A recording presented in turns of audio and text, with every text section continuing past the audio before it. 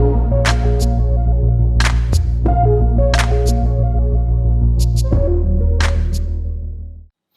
Friends, welcome back to channel. मैं संदीप सोनी आपका इस इंटरेस्टिंग वीडियो में स्वागत करता हूं। आज का वीडियो बहुत ज्यादा पावरफुल होने वाला है। अगर आप एक फार्मा स्टार्टअप कंपनी है तो मैं आपको इस वीडियो में बहुत ही ज्यादा इन डेप्थ डिटेल नॉलेज देने वाला हूं। एक ब्रांड प्लानिंग कैसे की जाता है। अगर आप स्टार्टअप रन कर रहे होंगे तो आपके पास मल्टीपल ब्रांड होंगे, तो ब्रांड प्लानिंग कैसे किया जाता है, उस प्रोडक्ट को ब्रांड में कन्वर्ट कैसे किया जाता है, मैक्सिमम सेल लेके कैसे आ जाता है, लॉन्ग टर्म में बड़ा ब्रांड कैसे बनाया जाता है, विजन कैसे रखा जाता है, इन सब चीजों के बारे में यहाँ पे इन डेप्थ मैं आपको नॉलेज देने वाला हूँ। आप इन सारे प्रोसेस को जो मैं बताने वाला हूँ स्टेप बाय स्टेप फॉलो करिए, अपनी कंपनी के अंदर ब्रांड स्ट्रेटेजी डिजाइन करिए।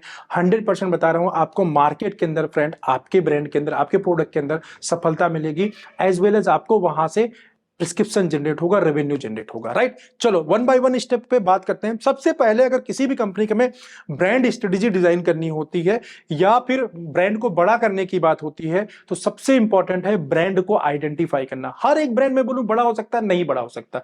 हमें ब्रांड के पोटेंशियल के अकॉर्डिंग जो है ब्रांड का सिलेक्शन करना होता है। अब यहां पे मैं ब्रांड को दो पार्ट में डिवाइड कर दूंगा। ब्रांड दो टाइप को हो सकता है, अगर आपका जो भी इंटायर पोर्टफोलियो होगा उसको दो पार्ट में आप डिवाइड कर सकते हैं। एक तो फोकस ब्रांड, एक non focus brand. Focus brand का मतलब होता है आप जो है जितने बड़ा भी आपका पोर्टफोलियो हो, 10 ब्रांड का हो सकता है, 15 का हो सकता है, 20 का हो सकता है, 50 ब्रांड का हो सकता है, 100 ब्रांड का हो सकता है। राइट, जो भी आपका ब्रांड है इसमें से आपको सेलेक्ट करने होंगे 5 ब्रांड या फिर 7 ब्रांड। ठीक है, 5 ब्रांड या 7 ब्रांड्स, इससे अधिक नहीं, मैक्सिमम 7 लेके जाना चाहिए, इससे ऊपर नहीं, क्योंकि इससे ऊपर ज्यादा फोकस नहीं कर पाएंगे एज ए कंपनी। राइट, तो आपको सिलेक्ट करना है 5 या 7 ब्रांड। अगर आपके पोर्टफोलियो में 15-20 ब्रांड है तो 5 ब्रांड को सिलेक्ट करिए। आपके पास 50-20 से अधिक ब्रांड है तो आप 7 ब्रांड को फोकस करिए। ठीक है, अब ये आपको पूरे ब्रांड को दो पार्ट में डिवाइड कर लेना है, एक फोकस ब्रांड एंड दूसरा non focus brand. Friend, video magazine में बात करूंगा इंडिया के बेस्ट जॉब हायरिंग प्लेटफॉर्म रीलेबल के बारे में। फ्रेंड, क्या आपको भी 44 लाख का पैकेज चाहिए या आपकी एग्जिस्टिंग जो जॉब है वहां पे आप 350% का सैलरी हाइक चाहते हैं, जॉब स्विच करना चाहते हैं? ऐसा मुमकिन है रीलेबल के प्लेटफॉर्म पे बस एक फ्री का टेस्ट देके। जी हाँ फ्रेंड, रीलेबल ने अभी तक 1500 से ज्यादा जॉब ऑफर लेटर रिलीज करवाए हैं, 90 करोड़ वर्थ के वैल्यू के जॉब टोटल दिए हुए हैं। और रीलेबल के प्लेटफॉर्म पे फ्रेंड पेटीएम, जूम कार्ड जैसी मोर देन 800 कंपनीज प्रेजेंट है, जहां पे अपनी ड्रीम जॉब आप पा सकते हैं एक फ्री का टेस्ट देके। अगर आप टेस्ट देने में आपका सिलेक्शन नहीं होता, कोई प्रॉब्लम है, आपको समझ में नहीं आ रहा है कैसे क्या करना चाहिए, रीलेबल के प्लेटफॉर्म पे ही कोर्सेज अवेलेबल है फ्रेंड। उन कोर्सेज को आप ले सकते हैं, वहां पे स्टडी कर सकते हैं, मैक्सिमम से मैक्सिमम लाइव क्लासेस अटेंड करिए, जैसा बताया जा रहा है उसे पढ़ाई करिए, उसके बाद फिर टेस्ट दीजिए और अपनी ड्रीम जॉब पा लीजिए। जब आप कोर्स कंप्लीट कर लेते हैं उसके 90 दिन के अंदर ना रीलेबल आपको प्लेस करा देगा। अगर प्लेसमेंट नहीं होता है उस केस के अंदर आपका जो प्लेसमेंट फी है वो वापस हो जाएगा, और प्लेसमेंट फी जो कोर्स फी है उसका 50% होता है। एक प्रकार से आपको प्लेसमेंट गारंटी तक रीलेबल दे रहा है। तो फ्रेंड, अगर आप भी अपना करियर बनाना चाहते हैं सेल्स में, एचआर में, वेब डेवलपमेंट में, डिजिटल मार्केटिंग में, एनालिटिक्स में या इसके जैसे और किसी प्रोफाइल के अंदर, जाके रीलेबल का कोर्स दिया हुआ चेकआउट कर सकते हैं। जाइए रीलेबल के प्लेटफॉर्म के ऊपर, फ्री का टेस्ट दीजिए और यस अपना ड्रीम जॉब पा लीजिए। नॉन फोकस ब्रांड का मतलब ये नहीं कि हम उसको सेल नहीं करेंगे, नहीं, उसको हम सेल करेंगे बट उसके ऊपर हम कैंपेन्स नहीं रन करेंगे। ठीक है, मार्केट से हमें सेल जनरेट करने के लिए फ्रेंड हमें मार्केटिंग कैंपेन्स रन करने पड़ते हैं, जो कि हमारे मार्केटिंग स्ट्रेटजी का पार्ट होता है। लेकिन कैंपेन रन करने से पहले, ये ब्रांड डिसाइड करने के पहले, आपको जब हम ब्रांड मैन्युफैक्चर करने के लिए जाते हैं या जिन ब्रांड को डिसाइड कर रहे हो कि इसको हम कोर में रखेंगे और इसको प्रमोट करेंगे, उसके अंदर कुछ खास चीजें आपके ब्रांड के अंदर होनी चाहिए। है तो बहुत अच्छी बात है, नहीं है फ्रेंड तो जब नेक्स्ट बैच आप मैन्युफैक्चरिंग करेंगे ये सारी चीजें ऐड कर लीजिए।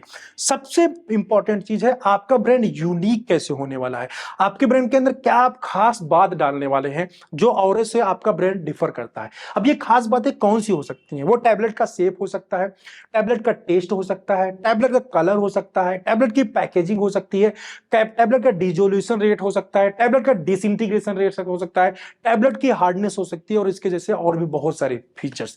ये मैंने मोटा मोटा कुछ चीजें बताया जो आपको टैबलेट एंड कैप्सूल के अंदर ध्यान देना है। हार्डनेस वाला सिस्टम जो है कैप्सूल के अंदर काम नहीं करेगा बट ऑलमोस्ट चीजें काम करेगी। जब कैप्सूल की हम बात करें तो फिर वो टेस्ट वाला भी मैटर हट जाता है, क्योंकि कैप्सूल यूज ही इसीलिए किया जाता है टेस्ट को अवॉइड करने के लिए, ताकि उसको एक कवर के अंदर डाल दिया जाता है जो पैलेट्स होते हैं, जो ग्रेन्यूल्स होते हैं, राइट, ताकि हम टेस्ट को अवॉइड कर सके। तो बेसिकली मोटा मोटा आपको इन चीजों का ध्यान रखना है। इसके बाद आता है कि ऊपर की पैकेजिंग कैसे है, डब्बा का पैकेजिंग कैसा है। कई बार क्या होता है कि जो पेशेंट होता है ना, जो एंड यूजर है, वो डब्बा देख के अट्रैक्ट होता है। कभी बूढ़े पेशेंट है, कभी छोटा बच्चा है, अगर छोटे बच्चों को मेडिसिन आप बना रहे हैं तो वो कभी डब्बा देख के अट्रैक्ट होता है। तो आपकी पैकेजिंग कैसे है बहुत मैटर करती है। पैकेजिंग में एक लोग मिस्टेक करते हैं, एक लोग नहीं, मतलब कई लोग मिस्टेक करते हैं जब भी फार्मा स्टार्टअप करते हैं। तो मैंने देखा है पैकेजिंग के ऊपर क्या होता है कि जैसे मैं एक ब्रांड ले लेता हूं, यहां पे आपको दिखा देता हूं। मेरे पास ये एक कंपनी का ब्रांड है, इसकी पैकेजिंग देखिए बहुत अच्छी कंपनी, इंपोरियम पैकेजिंग की गई है। तो इसके ऊपर आपको जो ब्रांड नेम दिख रहा है फ्रेंड, ये ब्रांड नेम ये देखिए बहुत ही क्लियर दिख रहा है आपको ब्रांड नेम, राइट। बहुत अच्छे से ब्रांड नेम लिखा दिया, बहुत अच्छी पैकेजिंग के साथ ये आता है। ओवरऑल कार्टन हर एक चीज बहुत अच्छा है। कई लोग क्या करते हैं, यहां पे कलर यूज करते हैं, ठीक है, डिजाइनिंग किसी भी टाइप का होता है, कलर यूज करने में कहीं भी कोई प्रॉब्लम नहीं है। बट क्या होता है कि यहां पे कलर यूज करने के बाद जो ब्रांड नेम रेड कलर से आपको लिखा हुआ दिख रहा है, इसको कई बार येलो कलर से, कई बार ग्रीन कलर से या किसी और डिफरेंट कलर से लिख देते हैं, राइट। मतलब ऐसा कलर यूज करते हैं जो पीछे बैकग्राउंड में कलर दे रहे हैं उस कलर के साथ वो मिक्स कलर हो जाता है। अब इसके साथ प्रॉब्लम क्या है, रुकिए इसको रख देता हूं तो बताता हूं। मैं एक दूसरा ब्रांड लेता हूं, ये भी बहुत बड़ी कंपनी का ब्रांड है। अब इसके साथ प्रॉब्लम क्या आता है, राइट। जब आप जैसे मान लीजिए, आपको पहली बात तो ये ध्यान रखना कि जब भी ब्रांड नेम प्रिंट करेंगे उसको कभी भी लाइट कलर से नहीं प्रिंट करेंगे। अपने कंपनी का जो लोगो वगैरह बनाना है कभी लाइट कलर से नहीं बनाएंगे। लाइट कलर का मतलब होता है येलो कलर, या येलो कलर से मिलता जुलता, या लाइट ग्रीन कलर, ऐसा कलर जो प्रिंट होने पे अच्छा नहीं आएगा। अंडरस्टैंड। मैंने अभी रिसेंट में भी एक कंपनी को ऐसा एडवाइस किया था और मैंने कई कंपनीज के अंदर ये प्रॉब्लम देख चुका हूं। एक कंपनी तो पूरा लोगो ही ऐसा डिजाइन किया गया वो प्रिंट पे आता ही नहीं है, वो उसी कलर से डब्बे के ऊपर नाम लिखा गया है, वो आ ही नहीं रहा है। हमेशा आपको कलर कॉम्बिनेशन के ध्यान रखना। अगर बैकग्राउंड में डार्क कलर है तो उसके ऊपर लाइट कलर का आपको ब्रांड नेम लिखना है, ताकि वो बहुत अच्छे से उसकी विजिबिलिटी हो सके और केमिस्ट सेल्फ के अंदर जहां भी रखा जाए वहां पे उसका ब्रांड नेम दिखे। या फिर आप डार्क कलर का बैकग्राउंड ले रहे हैं तो इस तरह से कुछ दिमाग लगाया जाए। अगर आप इस ब्रांड को देखेंगे तो कंपनी ने कुछ ग्रीन जैसा यहां पे ले रखा है, ठीक है, लेकिन इसके ऊपर जो ब्रांड नेम लिखा हुआ अच्छू, ये देखिए कितने अच्छे तरीके से इतना वाइट स्पेस दिया हुआ है कंपनी ने। अब ये पूरा जब ऐसा इसको पूरा भी कंटिन्यू इसी सेम कलर में कंपनी चाहे तो कर सकती थी, लेकिन यहां पे प्रॉब्लम क्या आती कि ये जो ब्रांड नेम है ना, ये बाहर उभर के नहीं आ पाता। तो ये छोटी सी, बहुत ही छोटी सी चीज है, लेकिन लोग इसको अवॉइड कर जाते हैं। ऐसी ही चीजें मैं अपना जब विजुअल डिजाइन कर रहा होता हूं, मतलब मेरी कंपनी जो विजुअल डिजाइन करती है फार्मा कंपनीज के लिए, हम ऐसे ही बहुत ही छोटी छोटी चीजों का ध्यान रखते हैं ताकि विजुअल के अंदर वो अपीयरेंस, वो ब्रांड नेम निकल के आए, ठीक है, जो कि शायद इतनी बारीकी से कोई ध्यान देता होगा। तो अगर आप अपनी कंपनी के लिए विजुअल बनाना चाहते हैं मुझसे कॉन्टेक्ट कर सकते हैं, यहां पर मैं नंबर दे दे रहा हूं, ठीक है। चलिए आगे बढ़ते हैं वीडियो में। तो ये बहुत इंपॉर्टेंट है, ये छोटी छोटी जो बारीकी होती है जब आपको पैकेजिंग मटेरियल डिजाइन करना है फ्रेंड, ये ध्यान रखिए कि प्रिंट होने पे कैसा आपका पैकेजिंग मटेरियल दिखेगा और केमिस्ट सेल्फ के अंदर क्या वो विजिबिलिटी इंश्योर कर पाएगा या नहीं। कई बार ब्रांड रखा होता, केमिस्ट ढूंढ रहा होता, नहीं मिलता, आपकी जगह दूसरा ब्रांड दे देता है। तो ये बात हो गई आपके पैकेजिंग की। तीसरे नंबर की बात है प्राइसिंग की। प्राइस कितना रखें हम अपने ब्रांड का। प्राइस हमेशा ही जो है अट्रैक्टिव प्राइस रखना चाहिए। अट्रैक्टिव प्राइस क्या होता है? अट्रैक्टिव प्राइस का मतलब होता है ना ही आपका ज्यादा प्राइस होना चाहिए, ना ही आपका कम प्राइस होना चाहिए। अगर आपके ब्रांड में बहुत ही ज्यादा कंपिटिटिव एडवांटेज आप डालने में सफल हो गए हैं तो आपका प्राइस टॉप ब्रांड के इक्वल होना चाहिए। अगर आप इस टाइप की यूएसपी ऐड करने में ब्रांड में कामयाब हो गए हैं, ऐसा यूनिकनेस ऐड करने में आप कामयाब हो गए हैं, तो आपको टॉप कंपनी के ब्रांड के बराबर आपको एमआरपी रखना चाहिए। अगर आप उतनी यूएसपी नहीं ऐड कर पाए हैं तो आपको 2-4-5 रुपए कम एमआरपी रखना चाहिए।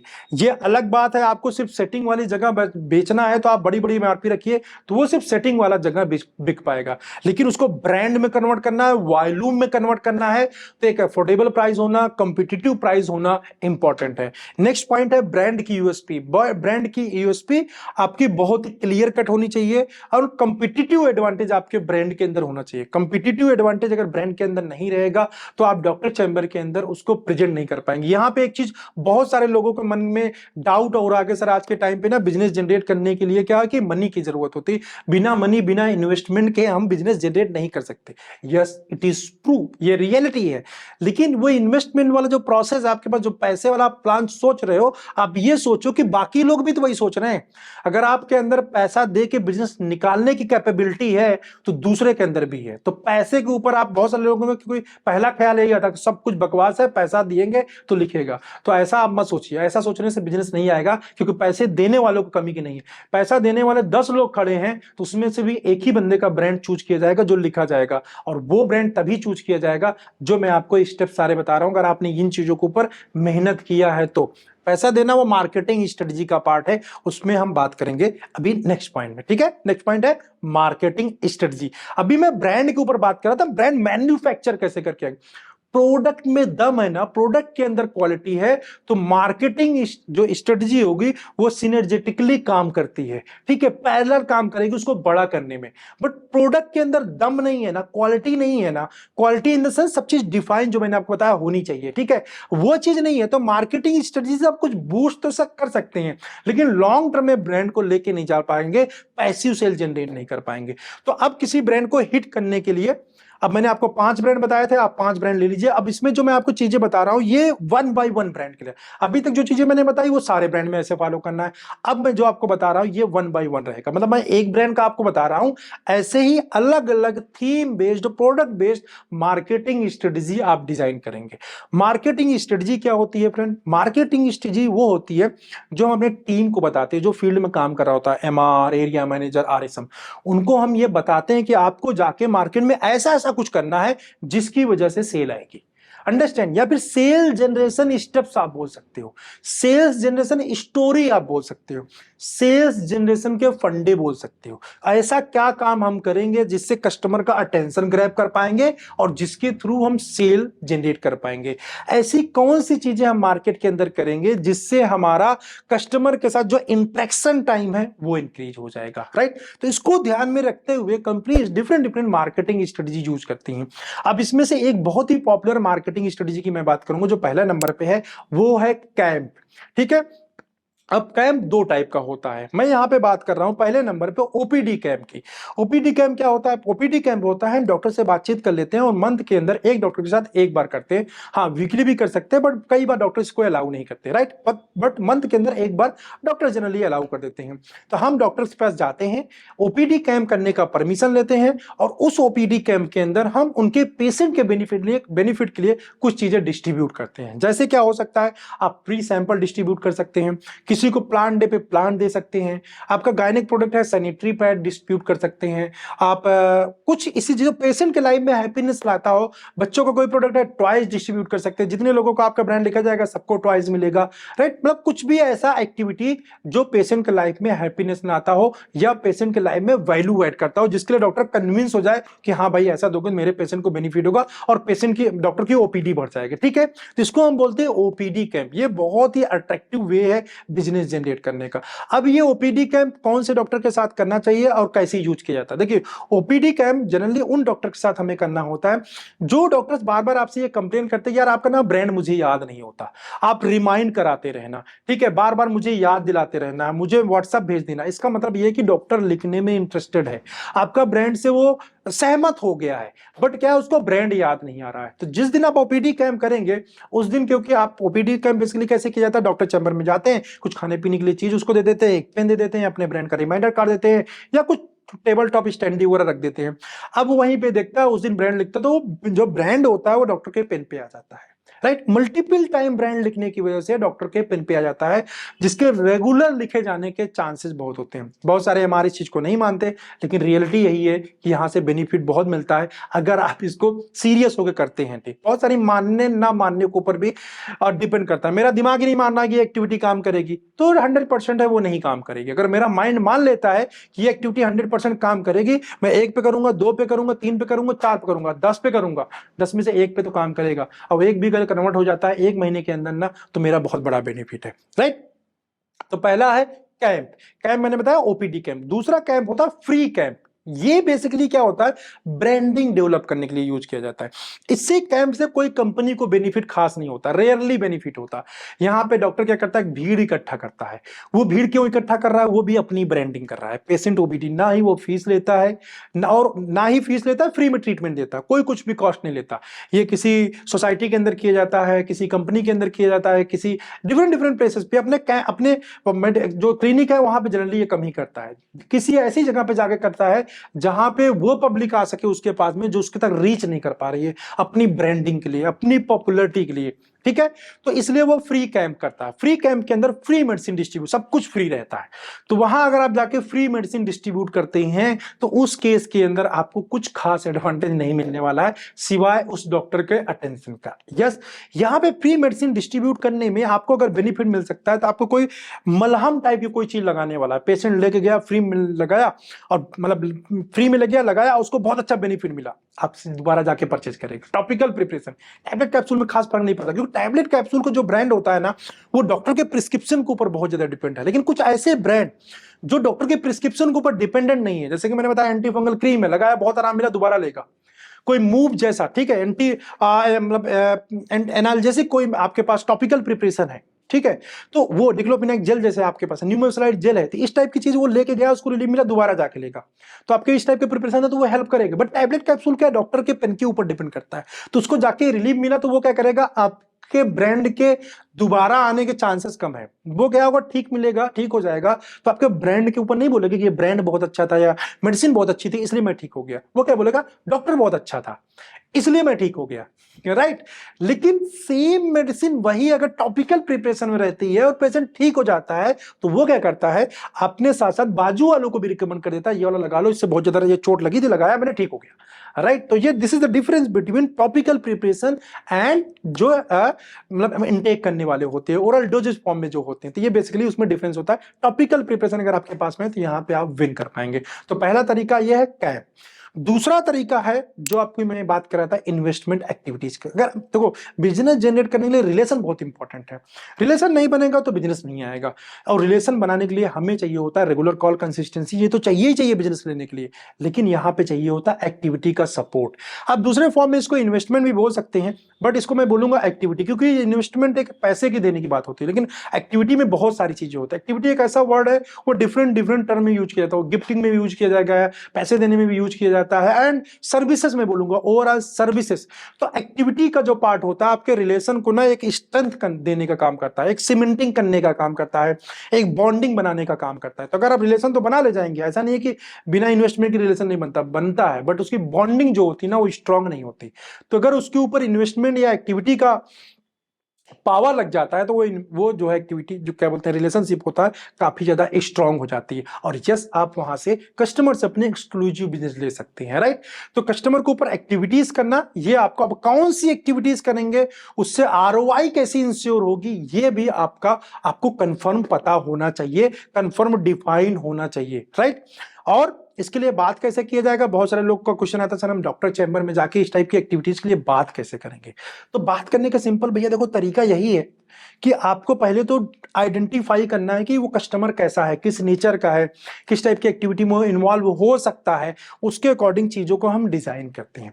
उसके बाद हम प्रपोज करते हैं। प्रपोज कई बार हम खुद करते हैं और कई बार सामने से प्रपोजल आता है, कोई केमिस्ट वाला बोलते हैं भाई ऐसा ऐसा करोगे तो हम ऐसा करेंगे, राइट। तो इस टाइप कई बार कस्टमर के सामने से भी प्रपोजल होता है, कई बार हम प्रपोजल खुद रखते हैं। तो प्रपोजल जब भी आप रखें तो आप बोलिए, सीधे आप बोलिए कि सर हम एक एक्टिविटी करना चाहते हैं और कंपनी के कुछ ऐसे ऐसे प्लान है, ये बेनिफिट आपको मिलेगा, हमको ये बेनिफिट चाहिए, ठीक है। इस तरीके से हम बहुत ही सिंपल वे में अपने पूरे एक्टिविटी को एक्सप्लेन करते हैं कस्टमर के पास में, चाहे वो केमिस्ट हो चाहे वो डॉक्टर है। अगर उसको एक्सेप्ट होता है तो ठीक है, नहीं एक्सेप्ट होता तो कोई बात नहीं। अभी हमें एक्सेप्ट कराना ही है तो एक्सेप्ट तभी होगा फ्रेंड जितना ज्यादा बैकग्राउंड में आपने स्टडी किया होगा कि उसको क्या पसंद है, किस टाइप की एक्टिविटी में वो इन्वॉल्व होता है, किस टाइप की नहीं होता। जिस टाइप की एक्टिविटी में वो इन्वॉल्व नहीं होता उसी टाइप का प्रपोज कर रहे हैं, नहीं बॉन्डिंग बनेगी, राइट। तो आपका स्टडी होना चाहिए। अब आपने कैंपेन कर लिया, ओपीडी कैंप भी कर लिया, एक्टिविटी भी कर लिया, एक्टिविटी करने के बाद भी बिजनेस नहीं आता है। एक्टिविटी करने के बाद जो थर्ड चीज रिक्वायरमेंट है, जो बहुत एग्रेसिव करना चाहिए और आज के टाइम पे मेडिकल रैप जिसको मिस कर देते हैं, वो है रिमाइंडर कार्ड। सबसे ज्यादा पावरफुल टूल, सबसे ज्यादा वैल्यूबल टूल, जिसके दम पे सबसे ज्यादा बिजनेस निकाला जा सकता है। रिमाइंडर, अगर आपको किसी भी बिग कस्टमर को कन्वर्ट करना है, रिमाइंडर बहुत इंपॉर्टेंट है। रिमाइंडर दो टाइप का हो सकता है, एक व्हाट्सएप वाला रिमाइंडर हो सकता है और फिजिकल वाला। मैं यहां बात कर रहा हूं फिजिकल रिमाइंडर कार्ड का। जब डेली रूटीन अपनी वर्किंग स्टार्ट करने के टाइम पे, स्टार्ट करने से पहले आप रिमाइंडर प्लेस करते हैं। जनरली जो कि आपने देखा होगा, सीनियर मेडिकल रैप्स होते हैं, जो अच्छे मेडिकल रैप होते हैं, जैसे अपना डे का शुरुआत करते हैं, उनके पास एक फोकस डॉक्टर की लिस्ट होती है। वो 5 हो सकता है, 7 हो सकता है, 10 हो सकता है। शुरू के 1 घंटे से 1.5 घंटे के बीच में, 1 से 1.5 घंटे के बीच में सभी को रिमाइंडर प्लेस करते हैं। रिमाइंडर कार्ड क्या होता है? बेसिकली एक पेपर का टुकड़ा होता है जिसके ऊपर टुडे रिक्वेस्ट फॉर लिखा होता है, गुड मॉर्निंग डॉक्टर लिखा होता है, आप जो ब्रांड लिखवाना चाहते हैं उस ब्रांड का नाम लिखा होता है। ये केमिस्ट के पास भी हो सकता है और ये डॉक्टर के पास भी होता है। तो जितने भी अच्छे बड़े डॉक्टर्स होते हैं उस पर हम प्लेस करते हैं ताकि हमारा ब्रांड नेम उनको याद हो सके। सिर्फ एक ही पर्पज नहीं है कि ब्रांड नेम याद हो सके, दूसरी चीज पर्पज यहां पे सॉल्व होती है कि आप रेगुलर है, क्योंकि बिजनेस तभी जनरेट होगा जब आप रेगुलर रहेंगे, कंसिस्टेंट रहेंगे, आपका फेस दिखता रहेगा, आपका रिमाइंडर दिखता रहेगा। राइट, इसका मतलब आप लगे हुए हैं, आप मेहनत कर रहे हैं। तो ये बहुत इंपॉर्टेंट हो जाता है। तो रिमाइंडर कार्ड। इसके बाद अगर आपके ब्रांड के अंदर कुछ ऐसी यूएसपी है, कुछ यूनिक चीजें आपके ब्रांड के अंदर जिसे मासेस में डिटेल में बताना जरूरी है, वो बिना डिटेल किए डॉक्टर नहीं समझ सकता। देखो कई लोगों को बहुत सारा कंप्लेन रहेगा कि वो तो सर मेरी डिटेलिंग ही नहीं सुनता, ब्रांड तो मेरा बहुत अच्छा है, उसके अंदर बहुत सारी चीजें हैं, लेकिन डॉक्टर मेरी डिटेलिंग सुनता ही नहीं, टाइम ही नहीं देता, मुझे केमिस्ट वाला टाइम नहीं देता।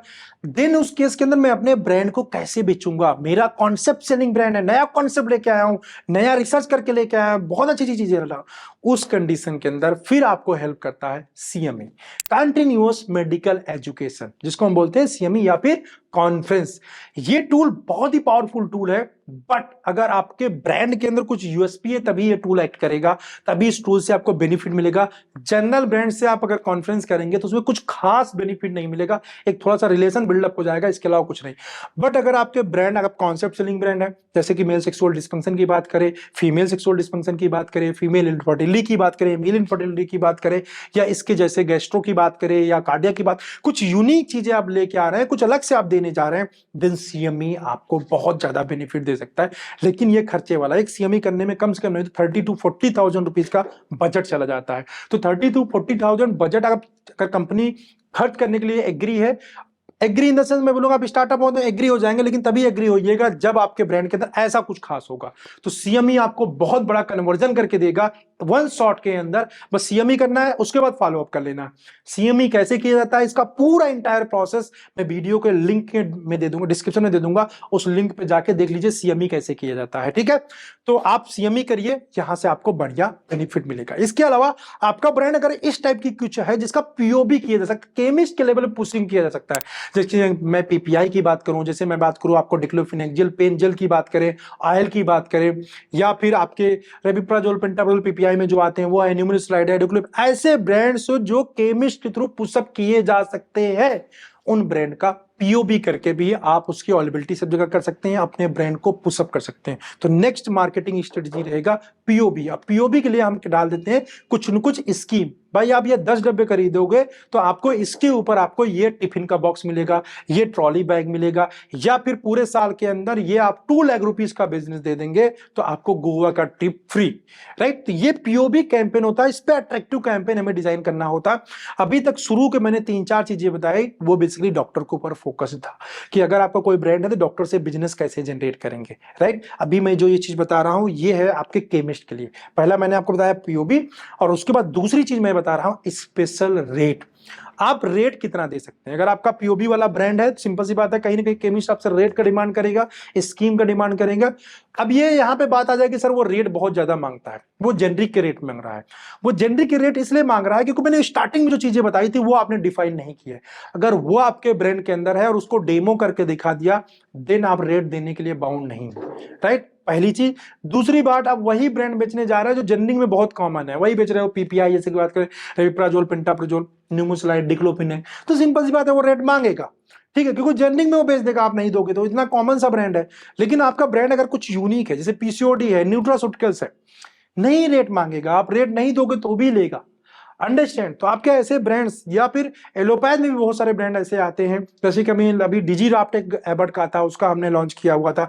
तो डिजीराप्ट का कॉम्बिनेशन लेके आप आते हैं, विटामिन D3 स्ट्रिप्स लेके आते हैं, यहाँ पे रेट नहीं चलेगा, राइट। तो ऐसे बहुत सारे यूनिक कॉम्बिनेशन एलोपैथ में भी है। तो अगर यहाँ पे जाते हैं यूनिक चीजों का, आप डिजोल्यूशन रेट इंक्रीज कर सकते हैं, पाउडर का डिजोल्यूशन रेट इंक्रीज कर सकते हैं, तो वो चीजें आप इंश्योर करते हैं और डेमो करके दिखाते हैं, तो रेट गेम नहीं चलेगा यहाँ पे, क्योंकि आप रियल में क्वालिटी दे रहे हैं, राइट। तो ये चीजें आपको इंश्योर करनी पड़ेंगी केमिस्ट के लेवल पे। केमिस्ट के लेवल पे भी खिलाने पिलाने वाला काम कर सकते हैं, मतलब एक जो है लंच का प्लान कर सकते हैं, जहां पे अपने ब्रांड की यूएसपी और अपने ब्रांड के बारे में सारी चीजें बता सकते हैं फ्रेंड, राइट। उसके बाद आपका आता है लास्ट में पर्पज या फिर ROI. Purpose and ROI. Purpose मतलब ये सारी चीजें करने का पर्पज क्या है, मतलब आप फ्यूचर में ब्रांड कहां तक लेके जाना चाहते हैं, वो आपको ध्यान देना पड़ेगा, क्योंकि उसी के अकॉर्डिंग ये वाला पॉइंट थोड़ा पहले आना चाहिए था, क्योंकि सारी चीजें हम उसी के लिए कर रहे हैं। ब्रांड जब फोकस ब्रांड डिसाइड कर रहे होते तो हमें इन बातों का भी ध्यान रखना होता कि फ्यूचर में उसका क्या स्कोप है, क्या वो डिजीज बड़ी हो जाएगी, वो डिजीज कितनी बड़ी हो सकती है, तो उसमें कंपटीशन कितना हो जाएगा, इन चीजों का भी हम ध्यान देते हैं। और जो भी इन्वेस्टमेंट करते हैं उसका आरओआई इंश्योर करना। ROI means return on investment. जो भी हम खर्चा बर्चा कर रहे हैं कि थोड़ा धंधा भी आ रहा है कि नहीं, और अब खर्चा किए जा रहे हैं, राइट। अब ये कैसे होता है, इसके लिए आपको जानना पड़ेगा बजटिंग, ठीक है। तो जब ये पूरी मार्केटिंग स्ट्रेटेजी में जो खर्चा होता है, वो कितना खर्चा करना है, कैसे कैसे खर्चा करना है, ये जानने के लिए आपको जानना पड़ेगा बजटिंग। बजटिंग दो तरीके से जान सकते हैं। मेरा एक वर्कशॉप का वीडियो है, जिसका लिंक मैं यहाँ पे दे रहा हूँ। इस मोबाइल नंबर पे 1500 रुपीज का पेमेंट है, 1500 रुपए का पे करके आप ले सकते हैं, ठीक है, वर्कशॉप का, या मेरे साथ जूम कंसल्टेशन कॉल बुक करके बात कर सकते हैं, ठीक है। एंड यस, अपनी पूरी वर्किंग सिस्टम को अगर आप ऑटोमेट करना चाहते हैं, जो चीजें मैंने बताया कि ब्रांड स्ट्रेटजी चल रही है कि नहीं, आपका रिमाइंडर प्लेस हो रहा है कि नहीं, टाइम पे आपने मेडिकल लैब में वर्किंग स्टार्ट किया कि नहीं किया, इन सब चीजों में आपकी हेल्प करेगा फ्रेंड सेफमिंट। सेफमिंट एक इंडिया का बेस्ट रिपोर्टिंग है, one of the best reporting app है मेडिकल रैप्स के लिए, जो आपके पूरे रिपोर्टिंग सिस्टम को ऑटोमेट करता है, आपको एचआर जैसी बहुत सारी इंपॉर्टेंट चीज की, एडमिन की जैसे इंपॉर्टेंट चीज की फैसिलिटी प्रोवाइड करता है, मतलब ऑटोमेट करता है, जहां से आप डायरेक्ट सैलरी स्लिप जनरेट कर सकते हैं, आप रिपोर्ट्स को एनालाइज कर सकते हैं, वर्किंग को ट्रैक कर सकते हैं, जियो ट्रैकिंग इनेबल कर सकते हैं, उसके अलावा बहुत सारे एनालिसिस कर सकते हैं, मंथली क्विजेस रन कर सकते हैं, वीकली क्विजेस रख सकते हैं। आपके पास टैब है तो अब यहीं पे डिटेलिंग, ई डिटेलिंग की फैसिलिटी आपको मिल जाती है, और इसके जैसे बहुत सारे ढेरों फीचर मिलते हैं आपको सेफमिट के अंदर। तो आपको जैसे मैंने मार्केटिंग कैंपेन बताया, तो इस टाइप की मार्केटिंग कैंपेन अगर आपको मार्केट में अपने ब्रांड के ऊपर रन करना है, तो क्या उस मार्केटिंग कैंपेन को आपका जो इंप्लॉई है मेडिकल रैप वो सही तरीके से कर रहा है कि नहीं कर रहा है, आप उसकी ट्रैकिंग इस ऐप के थ्रू कर सकते हैं। उस ऐप के अंदर उसकी जो एंट्रीज होंगी उसको मॉनिटर कर सकते हैं। तो जो आपने मार्केटिंग स्ट्रेटेजी बताई, क्या मार्केट में अच्छे तरीके से स्मूथली रन हो रही है, उसको जानने के लिए आप सेफमिट का यूज कर सकते हैं। यह आपके मार्केटिंग स्ट्रेटेजी को रन करने में, ब्रांड बिल्डिंग करने में बहुत ज्यादा हेल्प करता है। मैं यहाँ पे मिस्टर आयुष का नंबर दे रहा हूँ, आप इनसे कॉन्टेक्ट करिए। इनका फोन कई बार बिजी रहता है, आप इनको मैसेज ड्रॉप कर सकते हैं, इनसे कॉन्टेक्ट कर सकते हैं। ये आपकी पूरी हेल्प करेंगे जो है आपको इस ऐप को समझाने में, आपको डेमो देने में। एंड यस, काफी इकोनॉमिकल ब्रांड है, डिस्क्रिप्शन में भी लिंक मिल जाएगा आयुष जी का, आप वहां से जाके सेगमेंट के साथ जुड़ सकते हैं और अपने मार्केटिंग कंपनी के फील्ड वर्क को ऑटोमेट कर सकते हैं, एचआर पॉलिसी एंड एडमिन को भी, ठीक है। आई होप आपको ये वीडियो अच्छा लगा होगा, इसके अकॉर्डिंग अपने ब्रांड को आप डिजाइन करेंगे। इसके बाद अगर आपको फर्दर कोई क्वेरी रहती है आप कमेंट करके पूछ सकते हैं, या फिर मेरा जूम कंसल्टेशन नंबर यहाँ नीचे आ रहा है। ओनली इस साल का जो फीस है वो 700 रुपीज है, नेक्स्ट ईयर से ये बढ़ जाएगा, दिसंबर तक ये वैलिड है। दिसंबर तक अगर आप बुक करते हैं तो 700 रुपीज, इसके बाद अगर आप इस वीडियो को देख रहे हैं तो ये 100 रुपीज ऐड हो जाएगा, 800 रुपीज हो जाएगा, राइट। तो अगर आपको वीडियो अच्छा लगा हो तो लाइक कर दीजिएगा, जिससे मुझे काफी ज्यादा अच्छा लगता है, मोटिवेट होता हूं ऐसे वीडियो आपके लिए बनाने के लिए। एंड चैनल पे नए हैं तो सब्सक्राइब कर लीजिए, बेल आइकन को हिट कर दीजिए, क्योंकि ऐसे इंफॉर्मेटिव वीडियोस मैं आपके लिए लेके आता हूं अपने इसी चैनल पे, ठीक है। चलिए, तब तक के लिए बाय, टेक केयर।